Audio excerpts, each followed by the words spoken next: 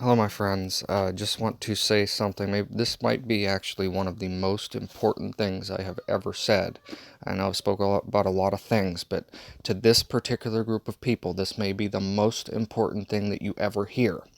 If you are listening to me and you are calling yourself a church, that's what you feel that you are. You feel like you're a church in your heart. You feel like meeting and assembling with your people and your peers is a good thing. If you feel that that is what you are and what you do, you still, even though you don't know God, by your faith, can you be saved by Him? And I take a look, and I just happened to the church right down the road from me. They're closing their services today. Today they know it as Lent. All these other churches I found out all over the country, all shutting down and closing up. And they all use the same thing. Well, it's to prevent the spread of the virus.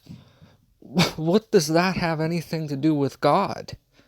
You, by your own works, by closing church, are saying that, well, God isn't with us. He can't protect us. So why do you even go and meet in the first place? If you don't believe God has any power, why do you worship Him? Understand, anyone who closes these services for this reason, who cancels church, who cancels meeting for any reason, just proves their lack of faith by their works. And I already know this. Everyone who's a child of God already sees it. We already know the church doesn't know them and they're faithless. But my goodness, church, think about what you're doing whenever you close these services. You're literally stating out in the open, our God has no power. No reason the world looks at the church and laughs at them, because they believe in some God that they don't even believe has any power to help them. Mark my words on this, all of these churches who close their doors to the people, every single last one of these denominations who do it, those will be the people who get sick by this coronavirus and die. Those will be the people that God is weeding out already. If you close your doors and you belong to a church, or you're the head of a church and you're listening to me, understand God is with me. I can speak on this matter because I know the Lord, and I know what I'm saying is true because He taught it exactly as I say it.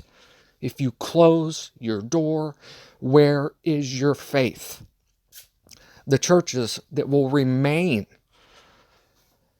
without the harsh consequences of this coronavirus, the churches who go and they meet anyway with the risk of it, God will protect them. He will put His power over those churches, and this might even very well be the beginning of the church becoming faithful, because they're going to say, well, we met and we didn't get the coronavirus. And then the other churches will say, well, we closed our doors and it spread like crazy.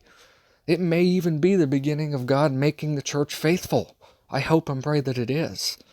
But if you believe in a church and you call yourself a member of a church, if you think you're a bride of Christ and you're shutting down doors of worship, you're calling your God powerless. And if you call your God powerless, who is powerless in the world? Satan is powerless in the world. And if you call God powerless and believe God is powerless to help you, you then can immediately recognize you don't worship God, you worship Satan. This is exactly what Jesus told people 2,000 years ago. They think they're worshiping God by going to the temple and doing all these things when they're worshiping Satan. Satan is their father. They're not truly know God. They're not worshiping Him. If you call yourself a church, listen and speak to reason. Just listen to the common sense that I tell you. By shutting the doors, you're closing out God and calling Him powerless to prevent anything. Therefore, He's not going to prevent it. He's going to say, well, you want a God that has no power? I'll give you a God that has no power. And He's going to shut that door. And those people who close their doors are going to be a much sicker group than the people who don't. Now, whether the virus is completely healed out of the churches, I don't know. But use common sense according to the world. It's all about common sense. If you belong to a church and you're sick, are you going to go to church that Sunday? Well, probably not. You can miss church or you go a different day or whatever the case is. If you're sick, stay home. That's just how it goes. That's a correct measure as far as God is concerned. That's a way to stop spreading. If you're sick, obviously, just stay home. But if you're not sick, why are you going to worry about meeting in the name of God if you believe your God has power? Common sense, my friends, common sense. If you call yourself a church and the church who you belong to has shut their doors on you, I am here. I will meet with you. I will speak to you because I come in the name of my Father, who my God has power. I will not close the door to you. Neither will the other faithful ones out there. Neither will anybody else that's faithful. They won't close their doors on you either. And I know I only can speak to you on the internet, but that's just, it's better than nothing. At least those doors aren't being shut. I don't have physical doors to close. I'm not a leader of some church. I'm not a head of some building in the world. I know God, which means that I know greater than that. But you still can listen to the faithful ones. If your church member has shut down church, if your pastors have shut down church, if your bishop, if your pope has shut down your church and will not meet in the fear of the coronavirus, you know that's a door that you yourself close and don't ever go back in it. Because God is showing you by their works that they don't worship Him. So if they don't worship Him, why are you going and sitting amongst their pews? This is God taking the tables, overturning them, and saying you are a house, a den of thieves. That's what Jesus is doing right now with these churches. He's turning the tables over. He's calling them a den of thieves, every one of them that closed their doors. You then, as a person who was a member of that church, you leave that church immediately, and you find someone who is faithful. And if you can't find anyone who is faithful, ask God and He'll point you to someone, which would be the only reason you're listening to me.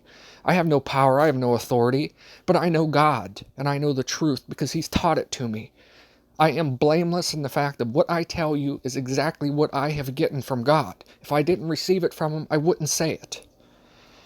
And that makes me the lowliest of the world, but at least as the lowliest of the world, my faith is in Him, and I believe He has power, because He has proved to me over and over and over and over and over again that He has power. I believe God has power. Believe me, I believe it. I've seen it. I know He has power.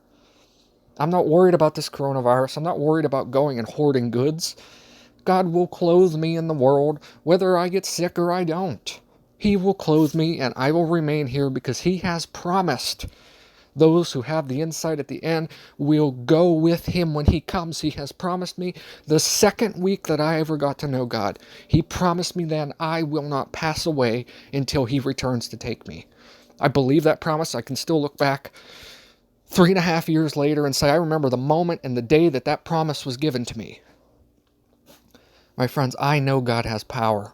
And though I am nothing in the world, I don't even have a door to enter into. I am faithful. If your church has abandoned you, I will be there for you. Because I come not in my own name, but I come in the name of God. Because God has spoken to me about coming in His name and what to do with it. And I am nothing. I have no power. But God has all power. And if He speaks through me, someone who has no power, no doors, imagine what He could do also for you. He speaks to me, who was one of the worst sinners, I think the worst sinner of thought in the entire earth. And He still came and saved me. What do you think He'll do for you, who is much greater than I am? Get out of the churches who close their doors. Leave them, never step foot in them. And you will be protected from the coronavirus, whether you're alive with it or you never get it. But if you shut down those doors and you're fine with it, if you don't want to have any other services, God ain't going to be with you for that. By your faith, that will show you whether you believe God has power or whether you've believed the devil's lie. By your faith, you see the works. You see what the fruit is. And don't tell them, you can't say that, well, my church closed their doors, but they're still having an internet session. They're still going to be on preaching on, I don't know, YouTube or Instagram or whatever people use these days. Don't say that that is good enough. That is just saying the same thing. It's saying, I don't trust God to protect me, but still you need to log on so I can get my money this week. Don't trust anyone who shuts their physical door to you. If you trust anyone after this, you will call God a liar in your heart. And you will say that God is powerless in your heart. This is your one opportunity to wake up. All of you who calls yourself a church, anyone who will listen to me, this is your one opportunity to wake up. God has given you long before the tribulations have come. He's saying, look at me, look at the world, look at what I do, look at what the world does. Tell me if that person is of me or the world. He has given this judgment to the churches. If your church shuts the door on you, do not ever go back into it, but ask the Lord in your heart to give you someone who is faithful and who knows Him. And then you can meet with them all the time. There are people I send emails to daily, some of them. That's where I meet with people I know are faithful. Because God has taken 2 people or 3 people or 4 people, and He said, there is no one faithful near you. Here, I'll give you each other so you can at least grow in knowledge and sharpen each other. At least you will be able to speak and sharpen each other. I'll give you that. We're not back in New Jerusalem yet. We have not been raptured, which means that Israel is not gathered back together yet. So God has given us the internet to use for that purpose. This type of people, Israel, does not have a physical church. We are all believing in the Spirit and following the Spirit. Our church is wherever it is. Our church is every single day as we walk, everything we listen to, everything we see. This is our church. And God will always give you someone who is also faithful. Believe me, I never thought I would ever find anyone faithful after I started to go on YouTube and look for these things. But believe me when I tell you, God has given me at least one person in this world who I know is faithful to Him. At least one. And I talk daily to that person. It can be just one, because in the presence of 2 or 3, there is God. God might not give you 10 people who are faithful, but He's going to give you one. And He might be giving you me, because I'm faithful, and I know I am faithful because God has proved it to me that I am faithful. I tried to fight Him for years, but He has proved it to me that I am faithful. He had to literally prove to me that He had power. He had to literally keep showing me repeatedly that He is in control. And now I can faithfully say, I know this of God. And if you have no one else, if your church has closed the door, you can at least have me. And then God will give you more than me. He might give you someone different than me. It doesn't matter to me what it is. But God will give you someone who is faithful that you can meet with one place or another.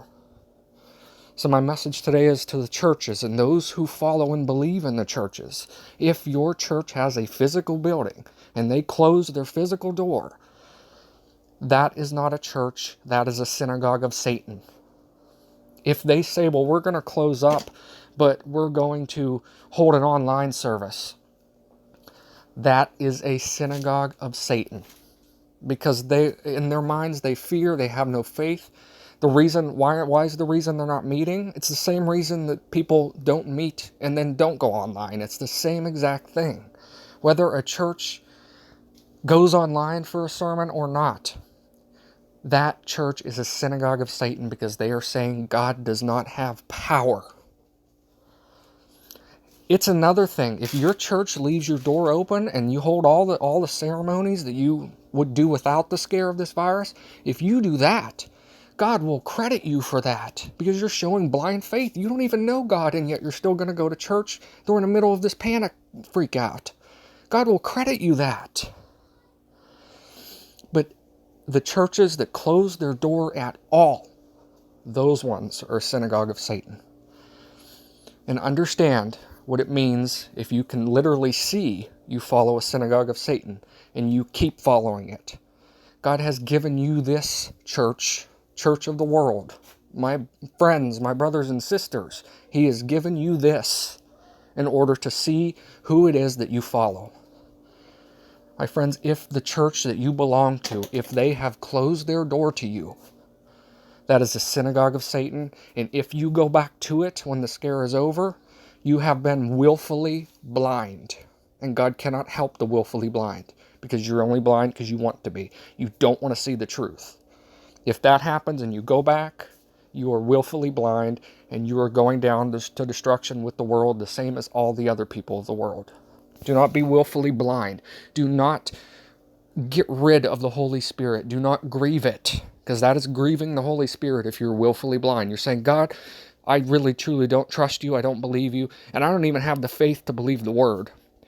That is taking the Holy Spirit and crucifying it. And God already crucified Jesus Christ. He doesn't have to crucify the Holy Spirit. But that's what you have done in your heart if you go back to those churches. Now, you could go back to those churches, open up the door and say, listen, look at what we're doing. You guys won't show up to me. You show up in the parking lot of that church if you really feel that strongly about it, and you meet with anybody else in that parking lot who shows up. You hold your own sermons in the parking lot of that church. You organize it, and you just show up, and you have a Bible on you, and you get outside of that car, and you start speaking the word. God will be with you. He won't be with all of those who didn't come, but he'll be with that group who's in there in the parking lot. There are ways that God will do these things, and this is one of the ways that we can tell who is faithful and who truly believes God has power.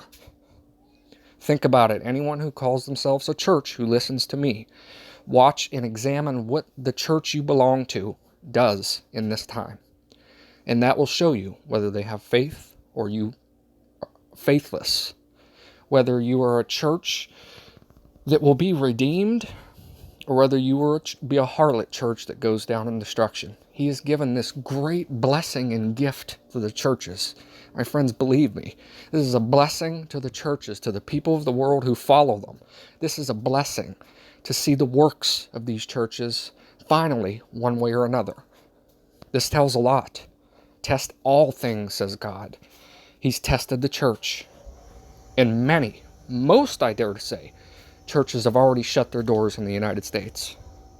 Every single one of them are now clipped off the vine and never will be back on it. Only the faithful will remain on the blind. God bless.